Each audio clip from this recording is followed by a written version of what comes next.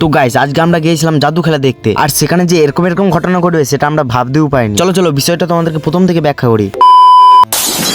তো গাইস আজকে আমি সাজুগুজু করে হাতে 20 টাকার গান্ধী জিকে নিয়ে বেরিয়ে পড়লাম জাদু খেলা দেখতে। তো এত বড় যখন জাদু খেলা হচ্ছে তাহলে কি আমি একা যাবো? তো তোমাদের আশেপাশে আমি 4-5টা বডিগার্ড নিয়ে নিলাম ওই আর কি। তো আমার কাছে আছে এক একটা বডিগার্ড এক একটা সিঙ্গেল ছেলে, আর শুধু সিঙ্গেলই না তার মধ্যে সব হ্যান্ডসাম। চলো চলো বেশি কথা না বাড়িয়ে যা যা। তো গাইস 2025 বছর পর 2026 বছরে আমরা পৌঁছে গেলাম এইখানে। তো এখানে বাইরের লাইটিংটা জাস্ট ওয়াও। তো গাইস তারপরে কাউন্টারে এসে মদ না টিকিট কেটে নিলাম, যাতে হবে না ট্রেনের টিকিটও মাত্র 30 টাকা। তো যাই না এই টিকিটটা কার দিদিমাকে দিয়ে ঢুকে পড়লাম ভেতরে। তো প্রথম ভেতরে এসে দেখি জাদু খেলা নয় যাত্রা খেলা হচ্ছে এখানে, আর সেই যাত্রা খেলা দেখতে কতজন আয় না এসেছে। ও মা গো। তো তোমাদেরকে তো সব জাদু খেলা দেখাতে পারবো না, কিছু ইন্টারেস্টিং জাদু খেলা দেখায়। তো এখানে এই দিদিটাকে বাক্সের মধ্যে ভরে দিল। তো জানি না তারপরে বাক্সের মধ্যে এগুলা কি ভরে দিল। তো বাক্সটাকে নিয়ে কিছু এদিক সেদিক করে আবার বার করে দিল। ওয়াও নাইস, কি জাদু খেলা, হাততালি। ভাবছি কাল থেকে ভিডিও করা বন্ধ করে দেবো, দিয়ে জাদু খেলায় শিখবো। তো গাইজ আমরা ঠিক এই জায়গায় বসে জাদু খেলা দেখছি। তো গাইজ এই জাদু খেলাটা তো সব থেকে ইন্টারেস্টিং, ভাইয়ের পেছন থেকে একদম জল বার করে দিল। আমরা হলে নয় মেরে ধরে সামনে থেকেই বার করতাম। এই জাদু খেলাটা জাস্ট ওয়াও। তো তারপর একটা পাপড় নিয়ে কুকুরের মতন ছিঁড়ে খেয়ে নিলাম,